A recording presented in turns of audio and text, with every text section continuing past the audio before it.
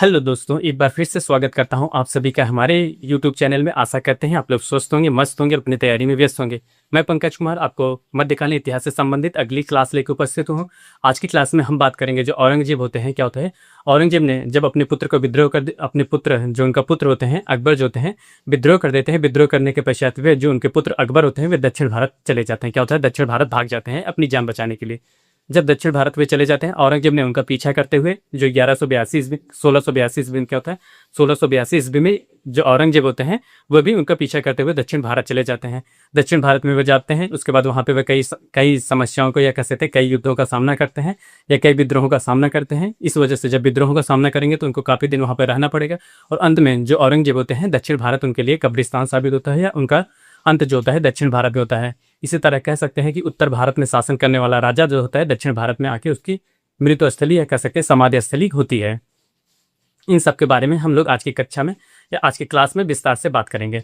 आज की क्लास विस्तार से शुरू करने से पहले एक बार हम लोग जो अभी इसका पहला भाग था इसके बारे में जान लेते हैं कि उन्होंने जो औरंगजेब होते हैं, औरंगजेब के जो पुत्र होते हैं अकबर ने उन्हें जो विद्रोह करते हैं विद्रोह में उनका कौन सहयोग करता है और उस सहयोग के दौरान वे किनके संरक्षण में रहते हैं। उसके बाद जब वो संरक्षण में रहने के पश्चात अंत में वे कहाँ दक्षिण भारत जब भाग जाते हैं तब उनके साथ क्या होता है, इनके बारे में हम लोग कल की जो पिछली क्लास थी इसके बारे में बात किए थे। देखिए क्या होता है, जब औरंगजेब होते हैं, औरंगजेब ने मेवाड़ क्षेत्र पर आक्रमण करते हैं। वहाँ पे जब उन विजय प्राप्त कर लेते हैं, विजय प्राप्त करने के पश्चात जो अगले शासक होते हैं जो उन्होंने अपने पुत्र अकबर को बैठाते हैं, क्या होता है शासक बनाते हैं। शासक बनाने के पश्चात उन्होंने अयोग्य साबित होते हैं तो उन्होंने दूसरे पुत्र जो शहजादे आजम होते हैं, क्या होता है शहजादा आजम होते हैं, उनको नियुक्त करते हैं। इस वजह से यहीं से बाप और बेटे में कह सकते हैं औरंगजेब और अकबर के बीच विद्रोह प्रारंभ हो जाता है। जब विद्रोह प्रारंभ हो जाता है तो वो इसके बाद इनका सहयोग क्या करते हैं, अकबर का जो सहयोग करते हैं, अकबर का सहयोग करते हैं मेवाड़ के शासक जो होते हैं राणा राज सिंह और जो दुर्गादास होते हैं। इन दोनों के प्रस्ताव से जो अकबर होते हैं वे अपने पिता के खिलाफ विद्रोह करना प्रारंभ कर देते हैं और 11 जनवरी क्या होता है 11 जनवरी 1681 ईस्वी को वह अपने आप को सुल्तान या शासक नियुक्त कर देते हैं। उस क्षेत्र का जो उस क्षेत्र होता है मेवाड़ क्षेत्र होता है उस क्षेत्र का शासक नियुक्त कर देते हैं। जबकि यही जब कोई व्यक्ति कह सकते हैं एक ही शासक होता है, कह सकते एक राज्य के अगर दो अधिकारी का एक राज्य के अगर दो शासक नियुक्त होंगे तो उस जाहिर सी बात है जब दो शासक नियुक्त होंगे उसमें विद्रोह होगा या कह सकते हैं विद्रोह होगा। यही कार्य होता है औरंगजेब और अकबर के बीच में। तो औरंगजेब ने उस शासक को कह सकते हैं जो अकबर होते हैं उनके विद्रोह को दमन करने के लिए वे दिल्ली से मेवाड़ की तरफ या कह सकते हैं दक्षिण भारत की तरफ दक्षिण भारत के अभियान की तरफ चलते हैं। क्या होता है, अब आज की क्लास में हम बात करेंगे जो औरंगजेब का दक्षिण भारत विजय क्या होता है, औरंगजेब का दक्षिण भारत विजय के बारे में। आज की क्लास क्या है, औरंगजेब का दक्षिण भारत अभियान। औरंगजेब का दक्षिण भारत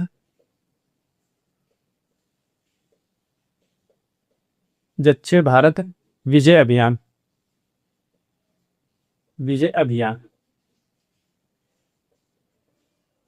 क्या होता है, अगर जो औरंगजेब के पुत्र होते हैं अकबर, अगर इन्होंने विद्रोह नहीं किया तो जो औरंगजेब होते हैं क्या होता है, अगर औरंगजेब के जो पुत्र होते हैं अकबर इन्होंने विद्रोह नहीं किया तो औरंगजेब को दक्षिण भारत नहीं आना पड़ता। क्या होता है, दक्षिण भारत नहीं आना पड़ता है।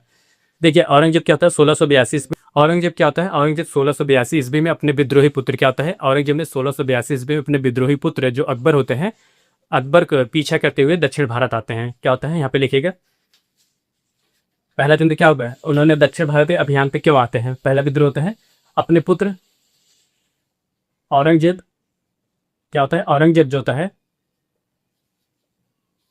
1682 ईस्वी में कितना 1682 ईस्वी में अपने विद्रोही पुत्र क्या होता है अपने विद्रोही पुत्र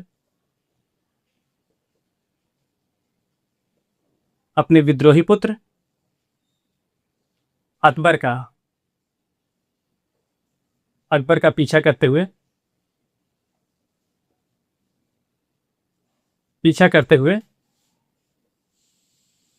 दक्षिण भारत आते हैं। अगर आपसे क्वेश्चन बनता है कि जो औरंगजेब होते हैं औरंगजेब ने दक्षिण भारत अभियान की तरफ या दक्षिण भारत की तरफ रुख क्यों करते हैं, क्योंकि उनके जो विद्रोही पुत्र होते हैं उन्हीं के लिए वे दक्षिण भारत की तरफ अभियान करते हैं, दक्षिण भारत की तरफ गमन करते हैं, दक्षिण भारत की तरफ कूच करते हैं, ये होता है। उसके बाद जब उन्होंने दक्षिण भारत की तरफ अभियान करते हैं, जब ये बात अकबर को पता चलती है तो अकबर इतना भयभीत हो जाता है या डर जाता है तो वो फारस की तरफ चला जाता है। यहाँ पे दूसरा बिंदु लिखिएगा, दूसरा बिंदु ये होता है औरंगजेब का जो औरंगजेब होता है, औरंगजेब का दक्षिण भारत दक्षिण भारत दक्षिण भारत आने का समाचार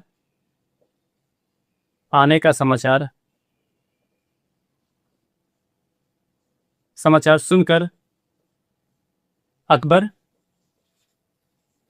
फारस भाग जाता है। कहाँ पे? फारस। फारस भाग जाता है।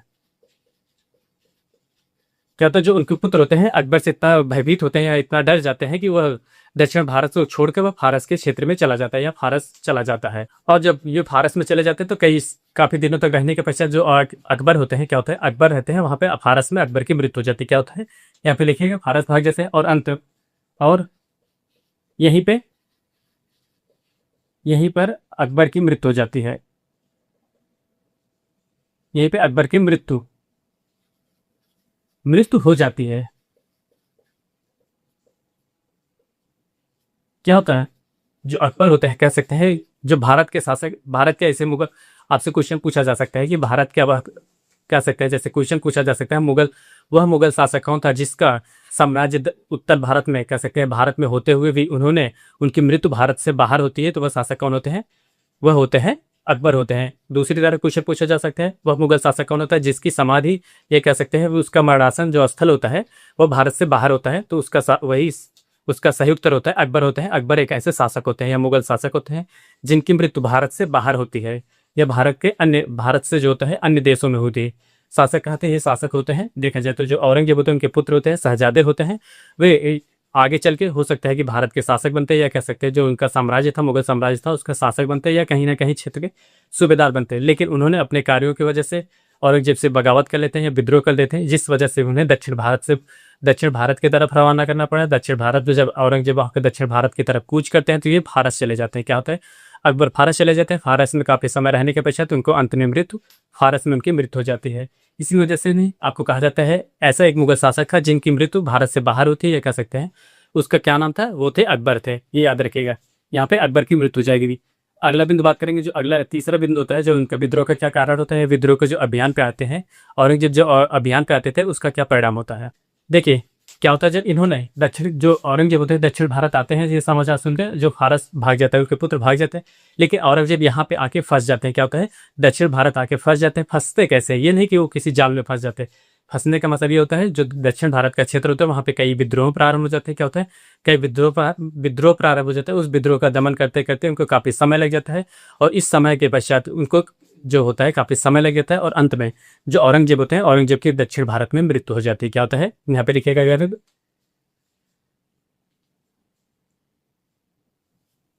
लिखिएगा, औरंगजेब को औरंगजेब को पुनः उत्तर भारत जाने का मौका नहीं मिला। जाने का मौका नहीं मिला। मौका नहीं मिला। क्या होता है, औरंगजेब को पुनः जाने का मौका नहीं मिलता। मौका न मिलने के कारण दक्षिण भारत में विद्रोह होने लगे थे और वे विद्रोहों का दमन में व्यस्त हो गए।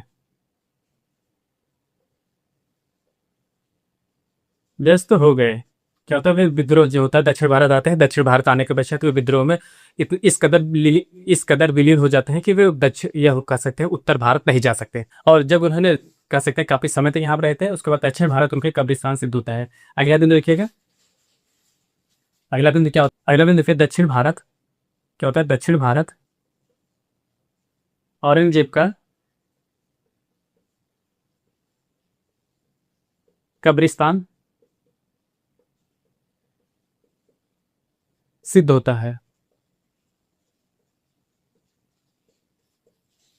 क्या होता है, और इनके बारे में भी यहाँ से क्वेश्चन पूछा जा सकता है कि जो औरंगजेब होते हैं, औरंगजेब का शासनकाल, यह कह सकते हैं उनका जो साम्राज्य होता है, अधिकतर उनका जो साम्राज्य का विस्तार होता है उत्तर भारत पे होते हुए भी वो आखिर उनकी क्या ऐसा मजबूरी थी कि वो दक्षिण भारत जाके उनको दक्षिण भारत में मृत्यु हुई।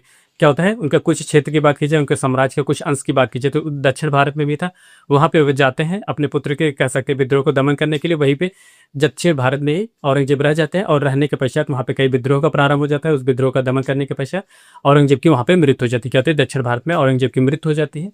इसी को देखते हुए क्या होता है, इसी को देखते हुए जो एक इतिहासकार होते हो, एक इतिहासकार हैं यदुनाथ सरकार। क्या है, यदुनाथ सरकार ने कहता है कि जिस तरह नेपोलियन का अंत, जिस तरह वार्टालू का युद्ध होता है, वार्टाली का युद्ध जो होता है नेपोलियन का पतन का कारण होता है, उसी तरह दक्षिण भारत जो होता है औरंगजेब के पतन का कारण था। क्या था, यह औरंगजेब के कब्रिस्तान का कारण था। कब्रिस्तान सिद्ध हुआ कह सकते हैं। जैसे उन्होंने जो यदुनाथ सरकार होते हैं, यदुनाथ सरकार ने लिखा है कि जिस प्रकार क्या होता है, जिस प्रकार वार्टालू का युद्ध क्या होता है, जो वार्टालू का युद्ध होता है नेपोलियन का पतन का कारण होता है। जो वार्टालू का युद्ध होता है नेपोलियन के पतन का कारण होता है, कारण बना। क्या होता है, नेपोलियन के पतन का कारण बना। उसी प्रकार जो औरंगजेब होता है, औरंगजेब का दक्षिण भारत जो होता है, दक्षिण भारत औरंगजेब का कब्रिस्तान सिद्ध हुआ। क्या होता है, दक्षिण भारत का कब्रिस्तान सिद्ध हुआ। अगले बिंदु हम लिखेंगे यही। देखिए अगला बिंदु हम लोग यहाँ पे लिखते हैं कि इतिहासकार, यहाँ पे लिखेंगे इतिहासकार यदुनाथ सरकार लिखते हैं।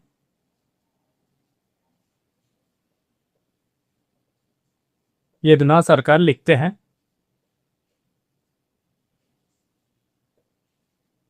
जिस प्रकार वार्टालू का युद्ध, क्या होता है, वार्टालू का युद्ध नेपोलियन के पतन का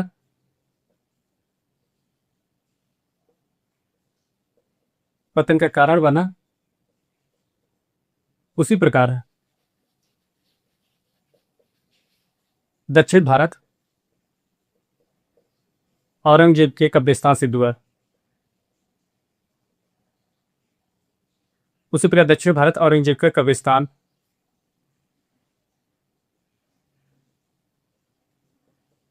कब्रिस्तान सिद्ध हुआ।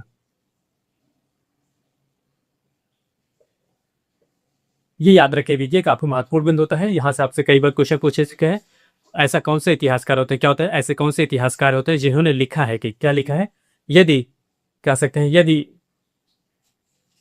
इतिहासकार यदुनाथ सरकार लिखते हैं कि जिस प्रकार क्या होता है, जिस प्रकार वार्टालू का जो युद्ध होता है नेपोलियन के बीच, उसके पतन का कारण बनता है। क्या होता है, नेपोलियन के पतन का कारण बनता है। उसी प्रकार जो औरंगजेब होते हैं, औरंगजेब का दक्षिण भारत में जो दक्षिण भारत की तरफ अभियान करते हैं और दक्षिण भारत में उनकी मृत्यु हो जाती है, वह उनका कब्रिस्तान सिद्ध होता है। क्या होता है, नेपोलियन का पतन कहाँ पे होता है, नेपोलियन का पतन होता है जो याटालू का युद्ध होता है। याटालू का युद्ध जो होता है नेपोलियन के पतन का, या नेपोलियन के सबसे जो घातक युद्ध होता है, या सबसे पतन का सबसे प्रमुख कारण क्या होता है, वार्टालू का युद्ध होता है। जिस तरह इनका अंत होता है वार्टालू के युद्ध में, उसी प्रकार जो दक्षिण भारत की तरफ जो ये रुख करते हैं औरंगजेब, इनका भी अंत होता है। इसीलिए इन दोनों से ये कंपेयर किया जाए कि नेपोलियन का अंत जैसे वार्टालू का युद्ध में होता है, और उसी प्रकार औरंगजेब का युद्ध होता है दक्षिण भारत के अभियान की तरफ, या दक्षिण भारत में होता है। अब हम लोग कल की क्लास में क्या होता है, कल की क्लास में बात करेंगे जब औरंगजेब ने दक्षिण भारत की तरफ अभियान किया, दक्षिण भारत की उनकी मृत्यु हुई, और इसी के साथ आपको बताया गया था कि दक्षिण भारत में कई युद्ध कह सकते हैं, कई विद्रोह पनप रहे थे। और दक्षिण भारत में कुछ ऐसे सूबे थे जो महत्वपूर्ण सूबे थे। जैसे आपको बताया गया था सबसे पहले उन्होंने जब पहली बार उनको शाहजहां द्वारा सूबेदार नियुक्त किया गया था, पहली बार जब उनको शाहजहां द्वारा सूबेदार नियुक्त किया गया था, जब दक्कन के क्षेत्र में विद्रोह, दक्कन के क्षेत्र में सूखा पड़ गया था या अकाल पड़ गया था, तो उस क्षेत्र में उसका नेतृत्व करे थे उन्होंने। बीजापुर गोलकुंडा का ऐसा क्षेत्र होता है, या दक्षिण भारत के ये क्षेत्र थे, उनको अपने राज्य में सम्मिलित करना चाहते थे। लेकिन जो औरंगजेब जो शाहजहां होते हैं, क्या होता है, शाहजहां होते हैं, वे दूरदृष्टि के सोच होते हैं। उन्होंने कहा कि इतने विस्तृत क्षेत्र को संचालन करना काफ़ी समस्याओं का समाधान, काफ़ी समस्या उत्पन्न होगी। इसी वजह से उनको एक अभिन्न अंग के रूप में, या कह सकते हैं अभिन्न सूबे के रूप में रखा, बल्कि वहाँ से वे अपना टैक्स के, कह सकते हैं, कर वसूल रहे थे। लेकिन जब राज सिंहासन पे औरंगजेब शासक बनते, क्या होता है, औरंगजेब शासक बनते हैं, तो उन्होंने जो विस्तृत क्षेत्र दक्षिण भारत का दक्षिण भारत के जितने भी क्षेत्र होते हैं, बीजापुर हो, गोलकुंडा होता है, इन पर अधिकार कर लेते हैं। इन चीज़ों के बारे में हम लोग कल की कक्षा में विस्तार से बात करेंगे। उन्होंने गोलकुंडा पे जब अधिकार किए, तो उस समय वहाँ का संरक्षक कौन था, और बीजापुर का वहाँ का संरक्षक कौन था, इन क्षेत्रों को सम्मिलित करने में, या दिल्ली में सम्मिलित करने के लिए, या मुगल जो साम्राज्य था उसमें सम्मिलित करने के लिए कौन कौन सी समस्याएं आती है, और उन समस्याओं का क्या उन्होंने समाधान निकालते हैं, ऐसे तमाम बिंदुओं के बारे में हम लोग कल की कक्षा में विस्तार से बात करेंगे। आज के लिए बस इतना ही, मिलते हैं नेक्स्ट वीडियो में, तब तक के लिए धन्यवाद, बाय बाय।